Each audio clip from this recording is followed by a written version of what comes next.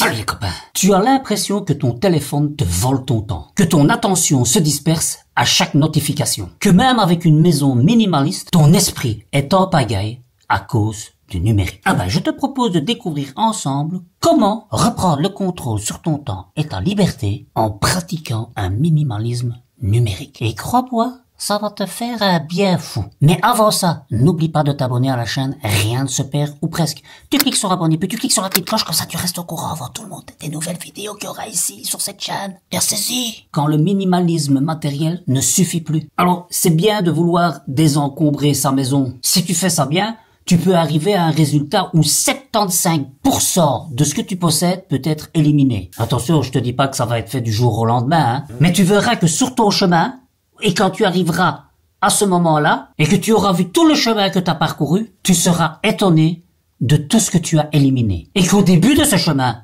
tu n'y auras pas pensé. Et tu verras le soulagement que ça va t'apporter. En tout cas, moi, c'est ce qui va t'arriver. Et j'espère que ça t'arrivera aussi. Et si tu es là sur cette chaîne, c'est que quelque part, tu as envie. Et ce chemin étant déjà bien entamé pour moi, je me rends compte d'un autre problème auquel je voudrais te préparer. Si tu le souhaites, bien sûr, hein. C'est qu'un truc auquel je ne fais jamais attention, c'est mon téléphone. Et pourtant, là, il est au bord du bord. Il est trop encombré. La place commence à sérieusement me manquer. Entre les réseaux sociaux, les applications des fois inutiles, les emails ou toute autre notification, ça sort tout le temps bip bip par-ci, bip bip par-là. Et forcément, comme on est des êtres curieux, on a toujours envie d'aller voir, même si on est déjà occupé à faire quelque chose. Et donc ça nous arrête dans la tâche dans laquelle on était occupé. On se dit que ça nous fait une pause, mais en même temps, tu ne continues pas dans le travail dans lequel tu étais occupé. Et avant de te remettre dedans, tu perds du temps. Et en fait, sans te rendre compte, tu deviens esclave de ton écran. Et sans t'en rendre compte, tu deviens moins libre. Et si le minimalisme ne concernait pas que les objets, mais aussi cet espace virtuel, numérique, qui entre nous prend de plus en plus de place. Et c'est là qu'il faut qu'on apprenne à déconstruire et adopter une approche qui consiste à utiliser la technologie avec intention et non pas par automatisation. Alors l'idée en somme, c'est de gagner du temps, de la clarté et du bien-être. Ouais, tout un programme, hein. Et j'ai trouvé comme ça une série de pratiques à mettre en place pour retrouver sa liberté. Par exemple, garder les matins calmes. Alors regarder ton téléphone dès le réveil, c'est comme si tu invitais par exemple 100 personnes bruyantes dans ta chambre. Avant même d'avoir ouvert les yeux. Avant même d'avoir replacé tes idées. Alors essaye d'éviter cette cacophonie matinale. Alors soit tu mets ton téléphone en mode avion le soir, et tu ne le rallumes que quand tu es prêt à l'utiliser consciemment, ou alors si ça te semble une méthode trop brutale en un coup, essaye peut-être ceci. Moi ce que je fais, j'ai déjà enlevé toutes les notifications qui viennent intempestivement me déranger, et dès que je me lève, si je ne sais pas m'empêcher de prendre mon téléphone, c'est pour alors y noter toutes les idées qui me traversent l'esprit, ou de noter toutes les choses que je dois faire dans la journée. Comme ça, j'ai l'impression d'avoir fait quelque chose d'utile avant de commencer ma journée. Essaye, tu vas voir, et ça va te permettre de mieux t'organiser dans la journée, déjà même avant de commencer. Réorganiser par exemple ton planning, ou je sais pas moi, si après tu as des courses à faire, ou si tu dois penser à faire à manger, note déjà peut-être un repas que tu mettrais en place. Comme ça, c'est des choses que tu ne devras plus penser après. Sois moins disponible. Tu n'es pas une hotline. Tu n'as pas besoin d'être joignable 24 heures sur 24. Au plus tu te rends disponible pour les autres, au plus les autres vont te solliciter. Alors il est temps pour toi, si tu es débordé, de mettre un terme à tout ça. Sois moins disponible. Et comme on est dans un monde où tout doit aller vite, si les gens n'arrivent pas à avoir une réponse de ta part, t'inquiète, ils demanderont à quelqu'un d'autre. Et donc c'est une sollicitation en moins qu'il y aura déjà pour toi. Alors je dis pas qu'il faut forcément dire non à tout, mais tu peux par exemple te mettre des plages horaires à un moment précis de la journée où tu répondras à tous les messages. Et donc, ce n'est plus les messages qui prendront la décision à ta place de savoir quand tu réponds, mais toi qui prendras la décision de savoir quand toi tu réponds. Et ça change tout, crois-moi. Quel en sera le résultat? Moins d'interruptions et plus des échanges réfléchis. Et tu avanceras d'autant plus vite dans tes objectifs que tu t'es fixés ou tes travaux que tu dois terminer. Réduis ta dépendance aux emails. Supprime déjà tes notifications ou désinstalle certaines applications. Alors je sais, c'est pas facile, mais enfin, si t'as déjà une messagerie sur ton ordinateur, t'as pas besoin d'en plus avoir une messagerie sur ton téléphone. D'abord, ça fait double emploi, et puis tu vas être notifié sur ton ordinateur, notifié sur ton téléphone, tu vas avoir l'impression qu'on t'appelle tout le temps. Et comme les messages, fixe-toi des horaires bien précis où tu réponds à tous les mails à ce moment-là. Ça te permettra également de ne pas trop te disperser. Tu peux par exemple penser de répondre aux mails une fois le matin, une fois le soir. Ce qui est déjà pas mal entre nous, hein. Et résiste à l'envie d'appuyer systématiquement sur la petite note actualisée. Parce que ça, après, c'est un enfer, hein. Sois conscient des pièges des réseaux sociaux. Alors si tu n'as pas encore compris, les réseaux sociaux sont là pour capturer ton attention. Et ils y arrivent assez facilement, hein. Alors c'est compliqué une fois que t'es dessus de pas continuer à scroller.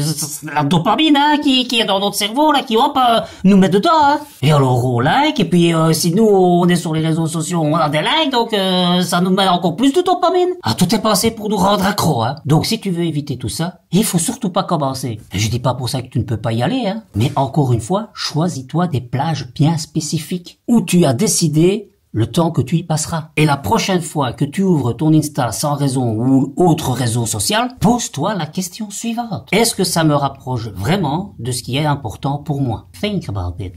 Tu le savais pas, mais je parle plusieurs langues. Change ta façon d'utiliser les réseaux sociaux. Alors supprime par exemple les applications de ton téléphone et consulte-les uniquement sur ton ordinateur à des moments précis. Et rassure-toi, hein, je veux pas dire par là que c'est facile à faire, hein. Mais si tu prends l'habitude petit à petit de le faire, tu verras que tu vas gagner beaucoup de temps pour faire autre chose, les choses qui comptent vraiment. Or, fixe-toi une limite de temps, par exemple. Je sais pas, dis-toi, voilà, quotidiennement, je passe 15 minutes dessus, pas plus. Si tu trouves ça un petit peu juste, 25 minutes.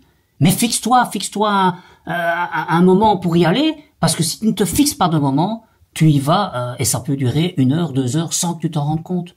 Mais un minuteur, je sais pas. Ou alors, si tu te sens pas capable, il existe des applications qui te permettent de bloquer après X temps les réseaux sociaux sur lesquels tu es occupé à scroller. Il y a par exemple AppBlock ou Focus Me pour tenir le cap.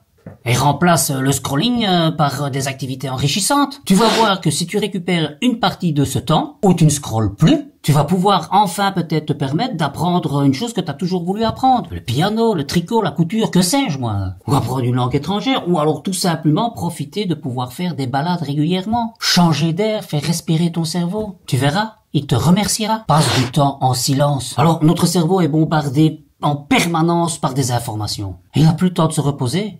Il a besoin de faire des pauses, notre cerveau. Comme notre corps. Quand tu vas courir, je sais pas moi, pendant une demi-heure, 3/4 d'heure, 1 heure, et à un moment donné, tu dois t'arrêter pour récupérer, ton cerveau, c'est pareil. Déjà qu'il est déjà tout le temps en activité, même quand tu dors, il est occupé à continuer à être en activité. Donc, il est important de se trouver des moments de pause. Et ces moments de pause, ça doit être sans musique, sans téléphone, juste toi avec tes pensées. Ça te permettra de retrouver une clarté d'esprit et de réduire l'envie compulsive de checker tes réseaux sociaux, ton téléphone et tout ce qui s'ensuit. Réapprendre à être seul. Avant, on réfléchissait en marchant, ou en attendant le bus, ou encore en faisant la vaisselle. Maintenant, on scrolle. On prend plus le temps de réfléchir. Alors essaye, dans la mesure du possible, par exemple, quand tu te balades, ou que tu te promènes, ou que tu attends dans la maison, de laisser tomber ton téléphone, et de peut-être plus réfléchir, aller dans tes pensées, te laisser dans ton imaginaire. Tu en as besoin de ça, de créer, d'être créatif. C'est pas en étant sur ton téléphone que tu deviens créatif. Il faut que tu te reconnectes avec toi-même, avec tes pensées, de préférence positive, hein, parce que si c'est pour aller dans tes pensées négatives, ça sert à rien. Hein. Donc ça aussi, il faut entraîner ton cerveau à être tout le temps positif. Et ça, tu peux certainement pas le faire en scrollant sur ton téléphone. Et tu verras que tu seras surpris du bienfait que ça peut te procurer. Alors, est-ce que tu es prêt à retrouver ta liberté? Alors, le minimalisme numérique, ce n'est pas vivre sans technologie, hein. C'est pas ça que je dis dans mon discours, hein. Mais plutôt de l'utiliser à bon escient. De l'utiliser pour te servir.